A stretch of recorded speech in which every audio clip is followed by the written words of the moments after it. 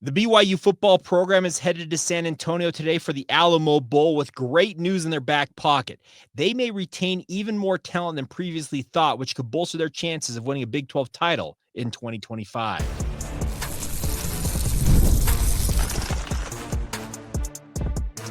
You are Locked On Cougars, your daily podcast on the BYU Cougars, part of the Locked On Podcast Network, your team every day. What's up, everybody? I'm Jake Hatch, your host here on Locked On Cougars, your resident BYU insider. A Merry Christmas and Happy Holidays to you all out there in Cougar Nation. But most importantly, thank you for making Locked On Cougars your first listen of the day. And as always, thank you for being everydayers with us right here on your original daily podcast focused on the BYU Cougars. Today's show is brought to you by our friends over at Game Time. All you need to do to get some tickets in your life is to download the Game Time app today, create an account, use the promo code LOCKEDONCollege, and get $20 off your first ticket purchase with our friends over at Game Time. All right, let's dive right in on today's show. And the NCAA yesterday ruled that all senior players who had previously played in a junior college realm, no matter which realm it came from, are going to be granted an extra year of eligibility in 2025. How did this come about? Let me do a little quick backstory on this. Diego Pavia is the quarterback for the Vanderbilt Commodores, and he had sued asking for the NCAA to give him at least 1, if not 2 years, the 2 years he spent at the junior college level, back to him with a chance to earn on NIL and obviously go out there and continue to play college football. Well, last week, the judge presiding over the lawsuit that he had filed granted a preliminary injunction for him to be eligible in 2025. Now, we talked about this on the podcast for those of you who are everydayers and said, hey, this could open the door for BYU to retain some talent they thought they might be losing. Well, yesterday, the NCAA, even though they are appealing that decision, that injunction by the judge in the case, they immediately granted all senior football players who are going to be graduating in this academic cycle an extra year of eligibility if they previously played at the junior college level. Well, what does that mean for BYU, Jake? That means BYU could get some of their absolute studs back next season if those guys decide to run it back for one more year with the Cougars. The three that come to mind most of all in my mind, because they stand out as positions of need for BYU, are one, Mory Bamba. Mory Bamba played at Tyler Junior College for one season before going to BYU. If he were to come back, BYU's need for extra cornerbacks coming out of the transfer portal would be lessened to a significant degree, because I believe Mory Bamba would be an absolute starter for BYU next season. We'll see who ultimately decides to run that back. Number two, Caleb Etienne. We've talked about BYU's need for offensive tackles in the transfer portal. We got a guy like Caleb Etienne who absolutely burst onto the scene this year after a really rough 2023, had a phenomenal 2024. If he were to decide to run it back for BYU's left tackle position is locked down, because you have number 76 holding down that blind side for another season. And then number three, and maybe the most important, Darius Lassiter. Think about this. Darius Lassiter and Chase Roberts were an incredible 1-2 tandem. All of us, yours truly included, expected that those two were going to exit the program this upcoming offseason and we're headed to the NFL. Well, Chase Roberts officially announced he's coming back earlier this week. So great news on that front for BYU, and we talked about that in yesterday's podcast. But with this news, if Darius Lassiter decides he wants to play another season in a Cougar uniform and cash in on NIL and make another run at a Big 12 title, we're talking about BYU having the makings of an absolute Big 12 contender next year. I don't think they were too far off from being a, quote, contender this upcoming season with potential additions via the transfer portal. We'll talk about a big one here momentarily in Tausili Akana.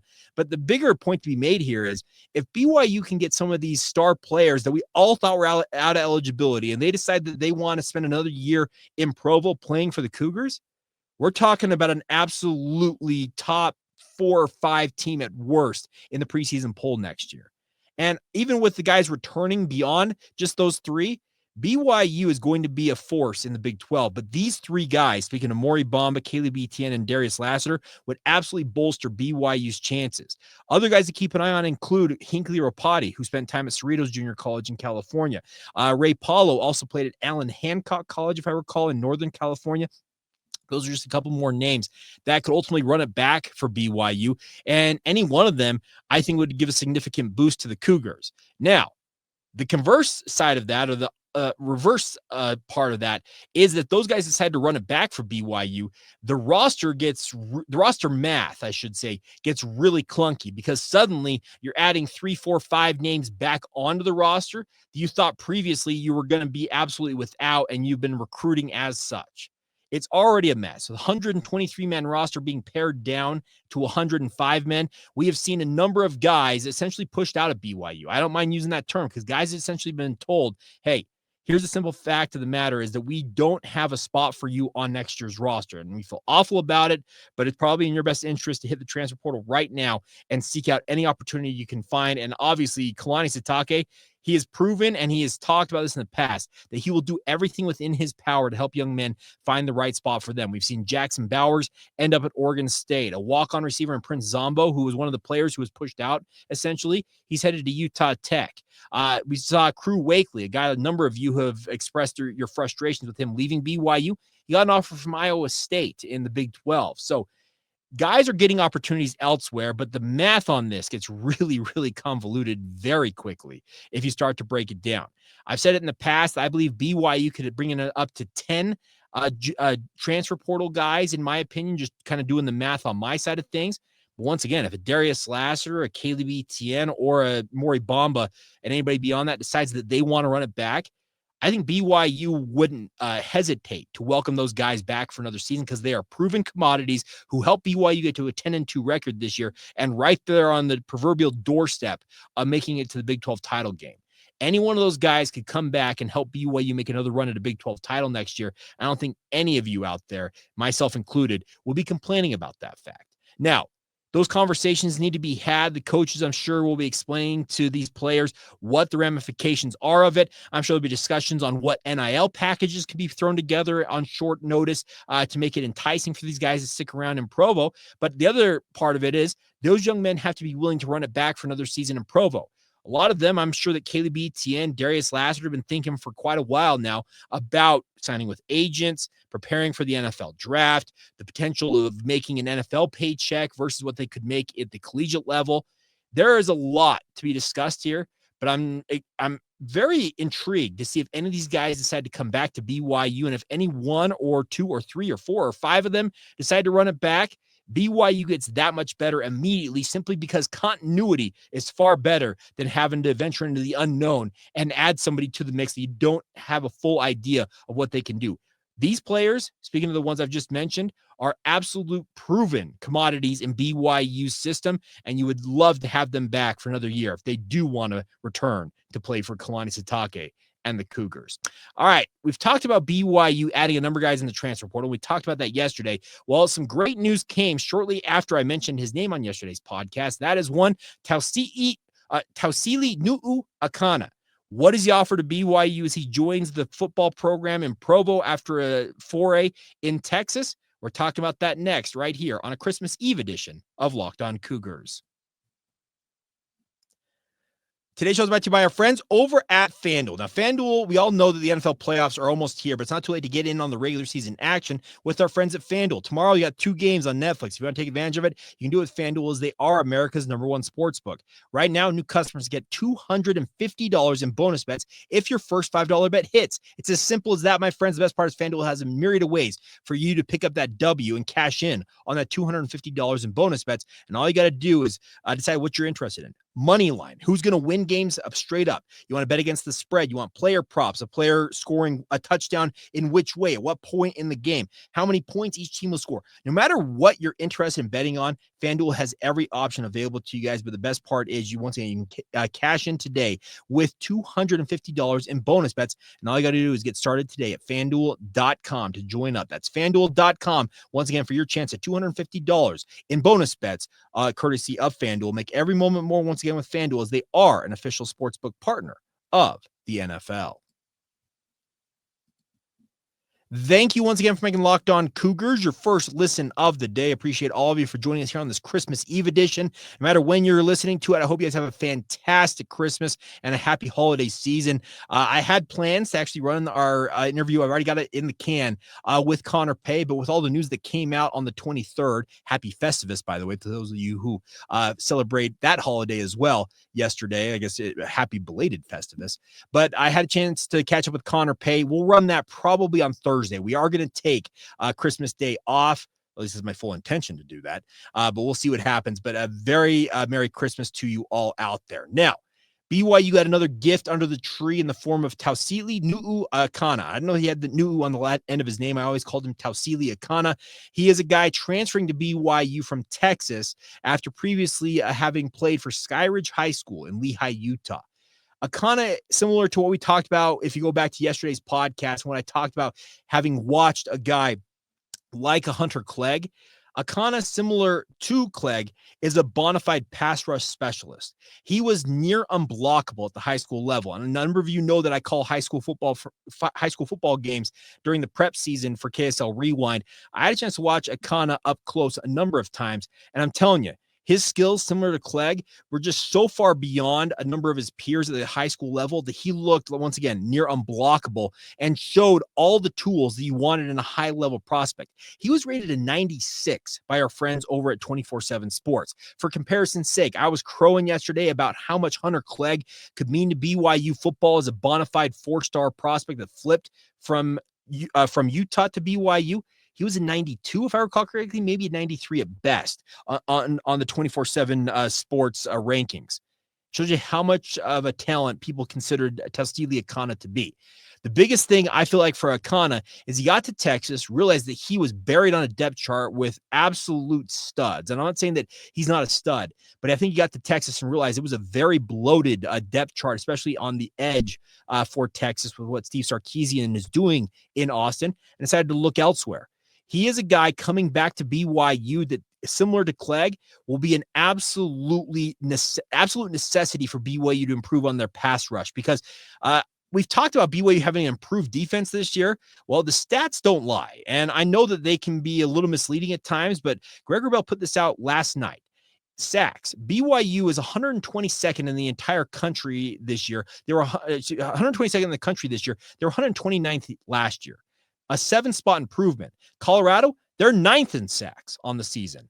Also, tackles for loss. BYU 96th they used to be 123rd last year. Colorado's 15th, and as Greg tags it here, D-line activity is going on for BYU in the portal right now, and for good reason. Hunter Clegg, Tausili Akana, anticipating both of them being full go for BYU this season. You will see those two in wreaking havoc, fingers crossed, for BYU in pass sets. You need to have more production from your pass rush. It's just not good enough. And I don't mean to denigrate what Tyler Batty, Isaiah Banya, Logan Latui, guys who are exiting the program, what they did for BYU. But once again, 122nd in sacks this year. Folks, that's one of the worst Power 4 teams in the entire country. Only a 7-spot improvement from what we consider one of the worst defenses pass rush-wise a year before that in 2023. 2023. It is not good enough. And I think what Tausili Akana, he's 6'4". They list him at 210, 220 pounds, depending on which service you look at. He's a little bit light. But once again, what I saw from him at the high school level, his ability to get off blocks and get into the backfield, it is a preternatural skill that he has, and BYU absolutely needs it. Yes, he probably needs to gain some weight, but I think of him in the mold. Remember what Max Tooley was for BYU. Max Tooley, if he weighed more than 225 pounds at any point in his BYU career, I would be stunned. But Max was extremely effective in his role, both as a pass rusher, but also developed his skill set to where he could drop into coverage and be an every down linebacker for the BYU football program. Akana, to me, is going to be more of a pure defensive end type, given that he maybe gains 20 pounds, gets up to 240 pounds, hopefully down the line.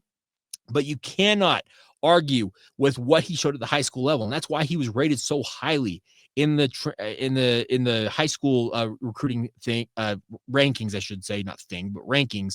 But also, you look at what he's bringing to BYU, because he now comes in with a chip on his shoulder, trying to prove everybody who was doubting him leaving Texas, oh, this guy just can't hack it. He doesn't want to be a Texas. He doesn't want to be a Longhorn. He's not really to put on for that burnt orange anymore.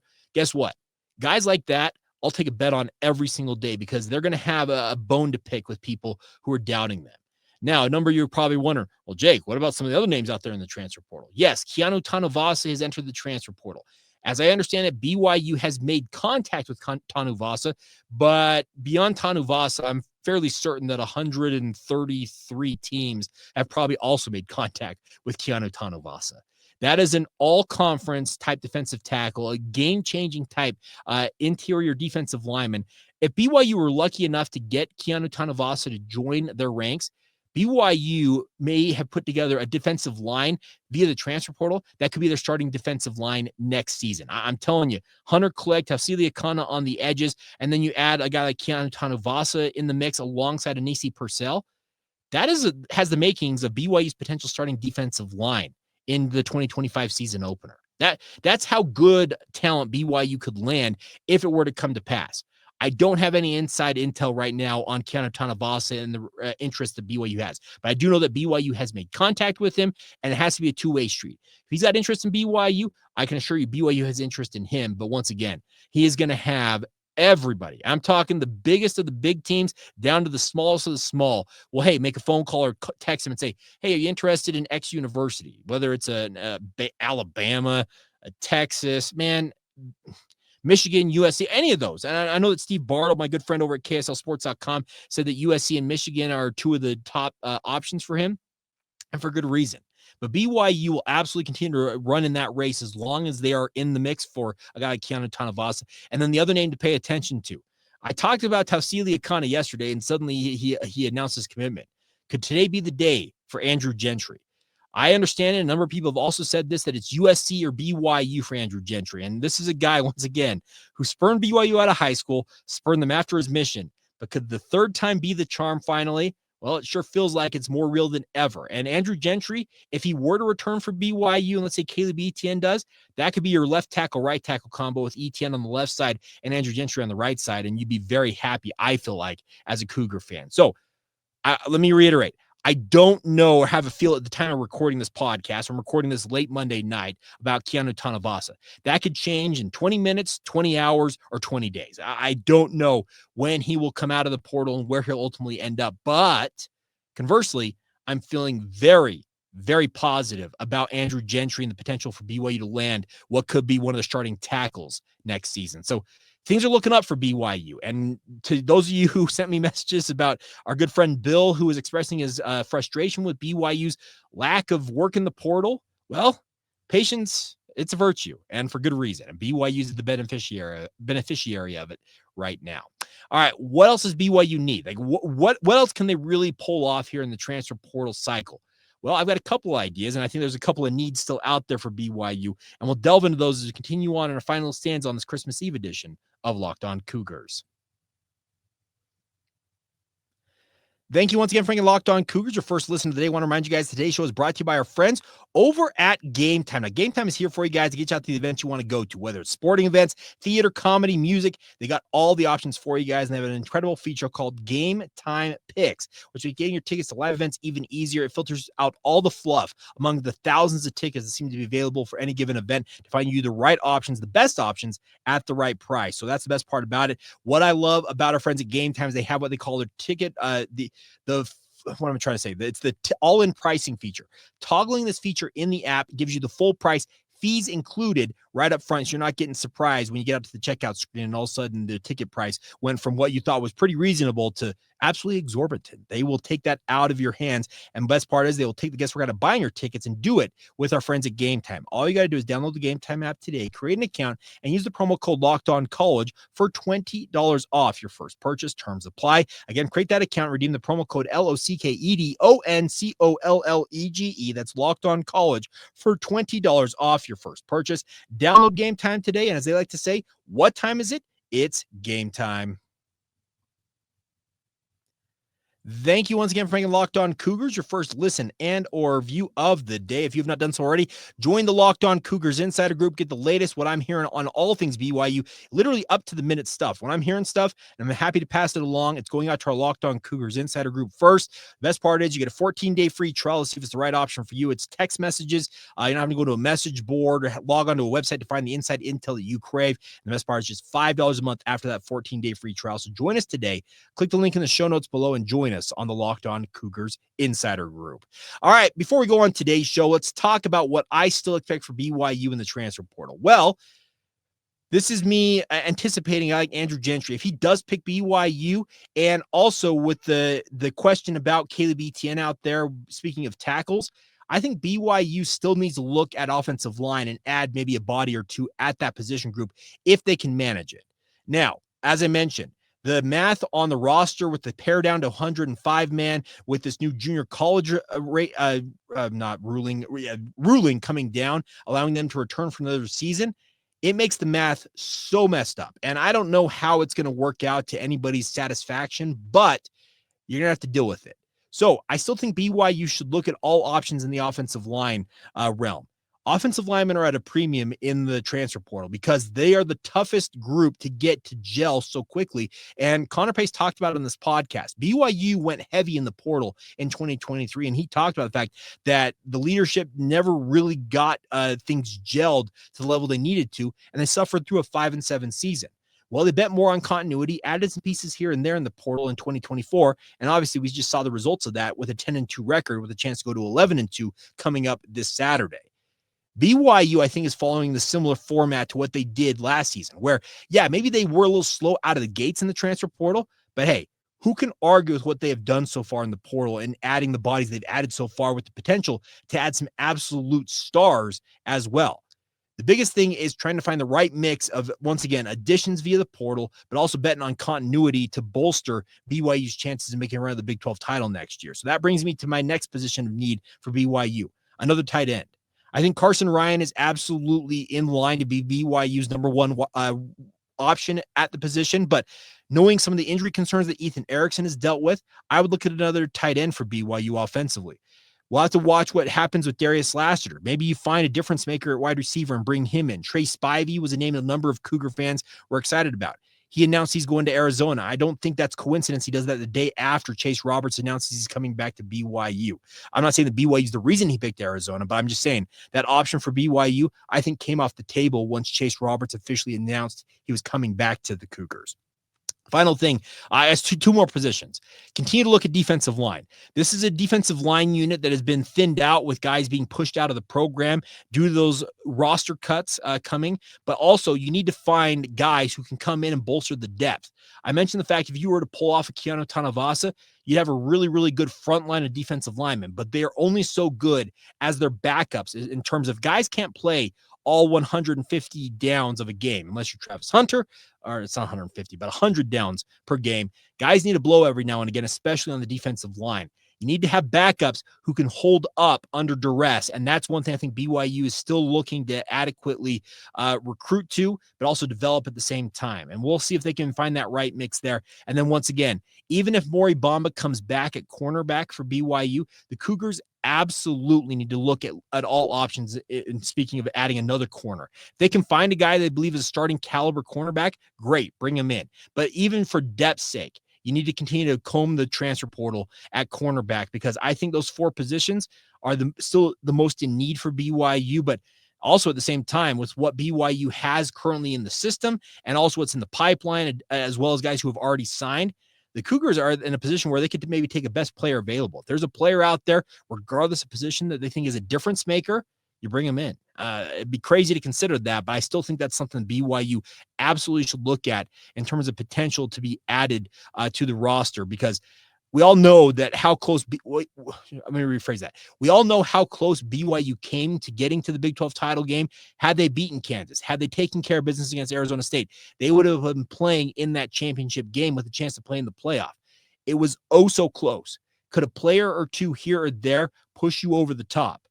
I'm not going to say that it's impossible, but I'm also saying that there are guys out there that absolutely could help BYU get that much closer to making a Big 12 title run. And it's crazy to consider that could happen in year 3 of BYU's Big 12 tenure, but everything is on the table for the Cougars going into next year. And fingers crossed, we get some extra presents under the tree. Speaking of BYU coming up tomorrow. All right, that is going to do it for today's edition of the podcast. As always, appreciate all of y'all's support. It's meant the world to me to watch this podcast grow by leaps and bounds, especially over the past year. And it's a credit to all y'all out there sharing it with your family and friends, commenting, subscribing, rating, reviewing, sharing comments, what you like about the show, what you don't like about the show. I take it all and I use it to make this show as good as I possibly can. And 2025 is going to be an even better year. I can already feel it. Speaking of what we're trying to accomplish here at the podcast. But as always, thank you so much for all of your support. Hope you have a fantastic Christmas and, more importantly, an incredible holiday season. And of course, we will reconvene on Thursday. Hey, if more guys add to the mix for BYU, we'll break it all down then. But enjoy your Christmas, and we'll be back here with you guys on Thursday right here on the Locked On Cougars podcast.